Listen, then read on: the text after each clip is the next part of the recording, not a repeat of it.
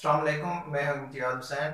Last lecture के अंदर हम प्रायोरिटी स्केजुलिंग को डिस्कस कर रहे थे। लास्ट लेक्चर के अंदर हमने प्रायोरिटी स्केजुलिंग के अंदर नॉन प्रिमिटिव डिसीजन मॉड को डिस्कस किया था। आज के लेक्चर के अंदर हम प्रायोरिटी स्केजुलिंग के अंदर प्रिमिटिव मॉड को डिस्कस करेंगे और हम देखेंगे कि हमारे पास नॉन प्रिमिटिव डिसीजन मॉड की एफिशिएंसी बेटर होती है या प्रिमिटिव मॉड की जो एफिशिएंसी है वो बेटर होती है। तो मैंने लास्ट लेक्चर के अंदर भी यही बताया था कि हम सेम एग्जाम्पल को लेंगे और इसी एग्जाम्पल को लेके हम प्रिमिटिव मॉड के साथ इसको डिस्कस करेंगे। और क्योंकि वैल्यू सेम है, इस तरह से हमें पता चलेगा कि प्रिमिटिव की एफिशिएंसी हमारे पास बेटर है या नॉन प्रिमिटिव की एफिशिएंसी बेटर है। तो अगेन मैं थोड़ा सा रिवाइज कर देता हूँ कि हमारे पास जो प्रायोरिटी शेड्यूलिंग है इसके अंदर प्रोसेसर हमेशा हाई प्रायोरिटी प्रोसेस को प्रायोरिटी देता है और उसको सबसे पहले एग्जीक्यूट करवाता है, और उसके बाद जिस तरह से उनकी प्रायोरिटी का लेवल आता जाता है प्रोसेसर उसको उसी हिसाब से एग्जीक्यूट करवाता जाता है। और प्रायोरिटी लेवल हम किस तरह से चेक करते हैं, किस तरह से हम उसको प्रायोरिटी देते हैं। तो प्रायोरिटी लेवल के अंदर एक नंबर जो है वो हर प्रोसेस को असाइन किया जाता है और प्रोसेसर जो है वो फिर उसको उसके लेवल के हिसाब से प्रायोरिटी देता होता है। लास्ट लेक्चर के अंदर मैंने बताया था कि हमारे पास जो हम इस एग्जाम्पल को सॉल्व कर रहे हैं, हमारे पास वन जो है वो हायर प्रायोरिटी के ऊपर है और उसके बाद जितने नंबर ऑफ प्रोसेसेस हमारे पास आते जाएंगे उनकी प्रायोरिटी जो होगी वो उसी हिसाब से होगी। तो अभी हम चलते हैं, हम देखते हैं कि हमारे पास प्रिमिटिव मोड के अंदर इसका गैंट चार्ट को ड्रॉ करते हैं और देखते हैं कि प्रोसेसेस जो हैं वो किस तरह से हमारे पास आते जाएंगे। तो हमारे पास यहाँ पे भी नंबर ऑफ प्रोसेसेस जो है वो हमारे पास 5 हैं। तो सबसे पहले जो प्रोसेसर है वो ये देखेगा कि उसका अराइवल टाइम। लास्ट लेक्चर के अंदर मैंने आपको बताया था प्रोसेसर सबसे पहले जब भी किसी प्रोसेस को चलाता है तो जहरी बात है प्रोसेस का अराइवल टाइम देखा जाता है कि प्रोसेस आया कब है। अब बाय डिफॉल्ट प्रोसेस P1 जो है उसका अराइवल टाइम यहाँ पे हमारे पास 0 है, तो इट मींस प्रोसेसर जो है P1 को पहले चला जाएगा क्योंकि उस दौरान प्रोसेसर के पास और कोई प्रोसेस नहीं है जिसको वो प्रायोरिटी। जहरी बात है जब आपके पास प्रोसेस ज्यादा होते हैं तभी आप उसको कोई प्रायोरिटी देते होते हैं। अगर आपके पास एक ही प्रोसेस है तो डेफिनेटली आप उसी प्रोसेस को चलाते हैं। तो प्रोसेसर के पास बाय डिफॉल्ट एक ही प्रोसेस था तो प्रोसेसर ने इसी को यहाँ पे चला दिया। तो P1 के चलने का टाइम जो है वो 0 से स्टार्ट हुआ, P1 यहां से चला।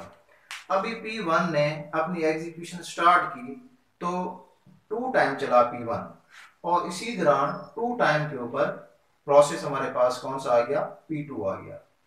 जैसे एक नया प्रोसेस आता है प्रोसेसर देखता है कि जो रनिंग प्रोसेस है उसकी प्रायोरिटी है ही है या जो नया प्रोसेस आया है उसकी प्रायोरिटी आई है।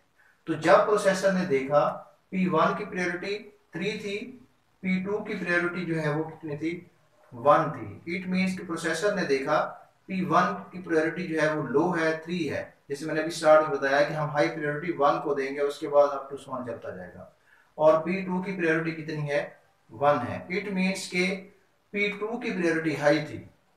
तो अकॉर्डिंग टू प्रिमिटिव परमिशन है कि अगर हाई प्रायोरिटी प्रोसेस आ जाता है तो प्रोसेसर फोर्सिबली जो पहले से रनिंग प्रोसेस चल रहा होता है उससे रिसोर्स लेके जो नया आने वाला हाई प्रायोरिटी प्रोसेस है वो रिसोर्स उसको एलोकेट कर देता है। तो यहाँ पे प्रोसेसर ने P1 को स्टॉप किया, इससे रिसोर्स लिया और वो रिसोर्स जो है वो किसको एलोकेट कर दिया, P2 को एलोकेट कर दिया। उसकी वजह क्या थी, उसका प्रायोरिटी लेवल जो था वो हायर था।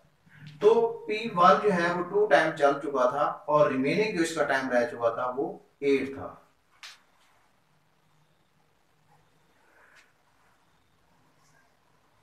अब हमारे पास P1 जो है वो कितने टाइम चला, 2 टाइम चला और 2 टाइम के ऊपर कौन सा प्रोसेस आ गया, P2 आ गया। और प्रोसेसर ने इसको क्योंकि हाई प्रायोरिटी समझ के इसको क्या दिया है, प्रेफरेंसेस दी, प्रायोरिटी दी, तो P2 जो है वो यहां से चला। अब P2 का टोटल चलने का क्या टाइम है, सर्विस टाइम उसका 1 है। तो P2 1 टाइम चला और उसने अपनी यहाँ पे प्रोसेसिंग कंप्लीट कर। इसका मतलब है P2 जब एंड हुआ तो टाइम क्या था, 3 टाइम था।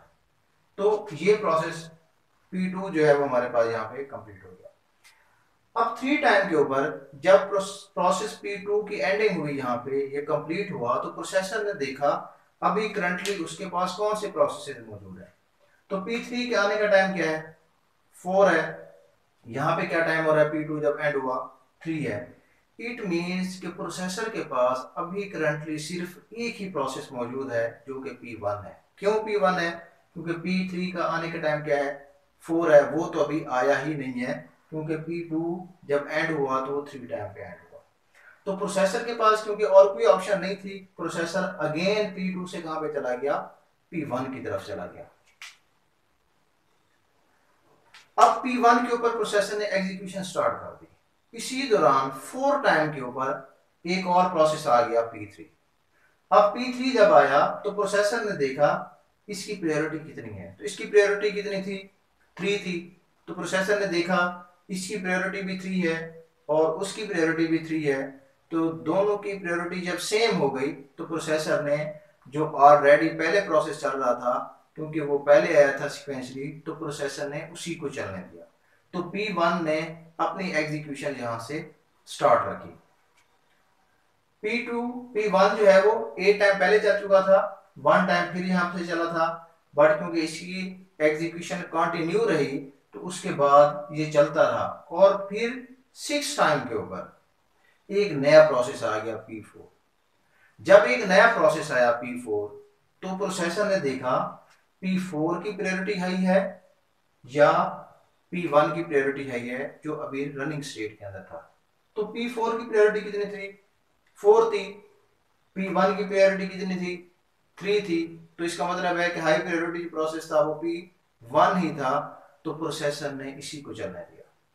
इसी दौरान फिर 8 टाइम के ऊपर एक और प्रोसेस यहाँ पे आता है, प्रोसेस P5 आया। प्रोसेसर ने जब भी एक नया प्रोसेस आएगा हमेशा ये देखेगा कि उसकी प्रायोरिटी का लेवल क्या है।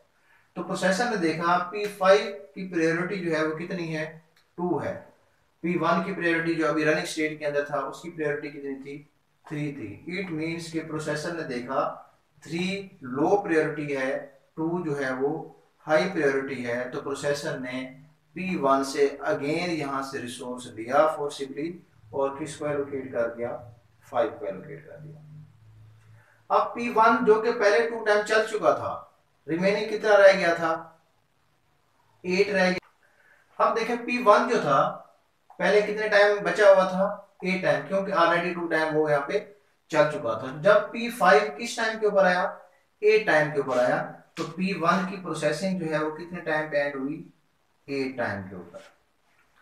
अब 8 टाइम के ऊपर जब इसकी प्रोसेसिंग यहाँ पे एंड हुई है तो 2 टाइम पहले चल चुका था, 2 से 3 से फिर चला था और 5 तक गया, 5 टाइम जो है ये मजीद चला।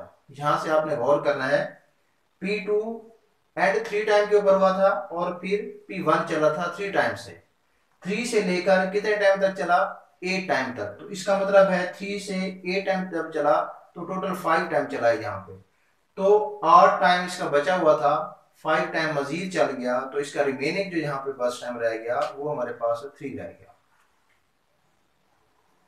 तो प्रोसेसर ने P5 को यहाँ पे प्रायोरिटी दी, P5 यहां से चला और इसका टोटल सर्विस टाइम जो था वो 5 था। तो प्रोसेसर ने क्योंकि इस दौरान और कोई हाई प्रायोरिटी प्रोसेस नहीं आया तो प्रोसेसर ने इसकी एग्जीक्यूशन को यहाँ पे कंप्लीट किया। तो P5 जब 5 टाइम चला है तो 13 पे इसकी प्रोसेसिंग यहाँ पे एंड हो गई। अब हमारे पास P5 भी यहाँ पे कंप्लीट हो गया। अब यहाँ पे जब 2 प्रोसेस की प्रोसेसिंग एंड होती है तो प्रोसेसर के पास अब 3 प्रोसेसेस मौजूद है। P1 उसका रिमेनिंग सर्विस टाइम 3 था, प्रायोरिटी लेवल 3 था। P3 उसका सर्विस टाइम 2 था, प्रायोरिटी लेवल 3 था। P4 सर्विस टाइम 1 है और प्रायोरिटी लेवल यहाँ पे 4 है। तो प्रायोरिटी शेड्यूलिंग में क्योंकि प्रोसेसर प्रायोरिटी को नंबर्स के हिसाब से जो है उसके लेवल के हिसाब से प्रायोरिटी दे रहा है, तो यहाँ हमारे पास 2 प्रोसेस 3 प्रायोरिटी के हैं और एक 4 का है, तो प्रोसेसर ने क्योंकि 3 हमारे पास हायर प्रोसेस है तो सीक्वेंशली जैसे मैंने आपको स्टार्ट के अंदर बताया दोनों प्रोसेसेस की प्रायोरिटी सेम है, तो प्रोसेसर देखेगा सीक्वेंशली पहले कौन सा प्रोसेस आया है वो उसी को यहाँ पे कंटिन्यू कर देगा। तो अगेन हमारे पास यहाँ से P1 स्टार्ट हो जाएगा। क्यों? क्योंकि इसका भी 3 है प्रायोरिटी, इसका भी 3 है, सीक्वेंशली ये पहले आया है तो प्रोसेसर ने अगेन P1 को चला दिया। इसका टोटल सर्विस टाइम 3 रह गया था, तो इस तरह से P1 जो है उसकी प्रोसेसिंग यहाँ पे कंप्लीट हुई 16 के ऊपर। तो फिर दो प्रोसेस थे, P3 इसकी प्रायोरिटी 3 थी और P4 की 4 थी, तो प्रोसेसर ने किसको चलाया, P3 को चलाया। इसका टोटल सर्विस टाइम जो था वो हमारे पास 2 था।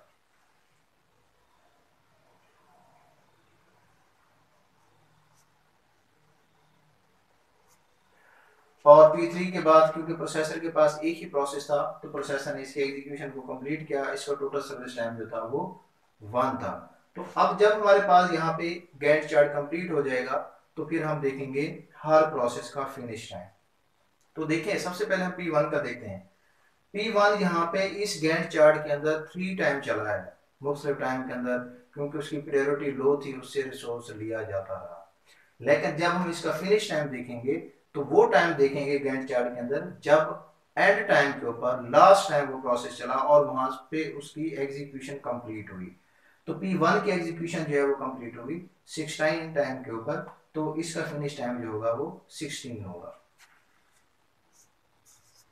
इस तरह से हम बाकी रिमेनिंग जितने प्रोसेसेस हैं उनका उसी हिसाब से जहां पे उनका फिनिश टाइम है, हम उनका फिनिश टाइम यहाँ पे पुट कर देंगे।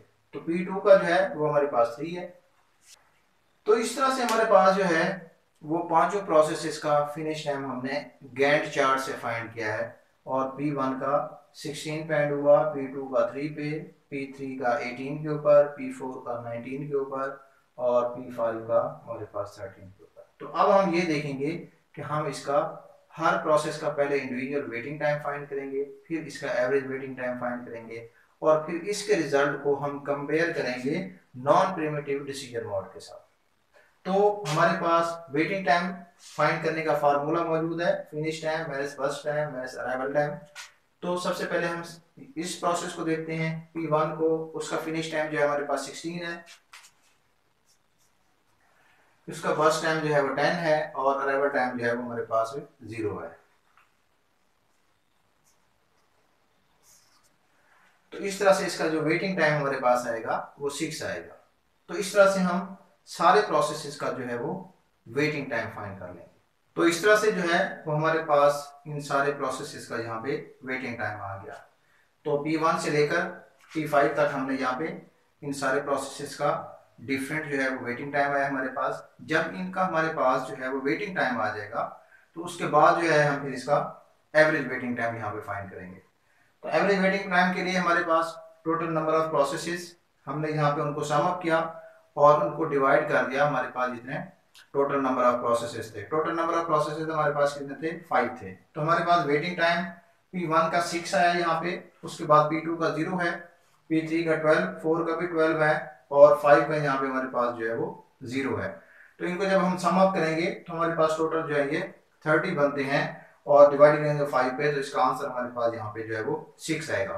तो आप यहाँ पे देखें जो हमारे पास नॉन प्रिमिटिव था, तो उसका जो टोटल एवरेज टाइम था हमारे पास वो 7 आया था, जबकि हमारे पास प्रिमिटिव का जो टोटल वेटिंग टाइम है, एवरेज वेटिंग टाइम है, वो हमारे पास यहाँ पे 6 आया है।